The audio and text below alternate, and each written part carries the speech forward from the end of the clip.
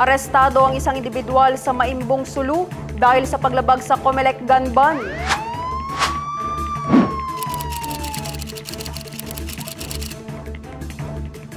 Himas-rehas ngayon ng isang individual na residente ng Talipao, Sulu matapos hulihin ng otoridad dahil sa paglabag sa COMELEC gun ban. Ayon sa PNP ProBar, pinara ang sospek dahil sa kahina-hinalang kilos nito habang sakay ng motorsiklo.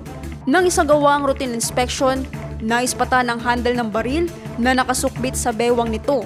Nang beripikahin, bigo ang sospek na makapagpresenta ng legal na mga dokumento dahilan para ito ay arestuhin. Nakumpiska mula sa sospek ang isang caliber 45 arms core pistol, magazine assembly para sa caliber 45, 7 live rounds ng caliber 45 ammunition at motorsiklo. Ang pag-aresto sa sospek ay isinagawa ng mga elemento ng PNP at AFP. Nasa kustodiya na ng Maimbong Municipal Police Station ang sospek para sa dagdag na investigasyon at proper legal action.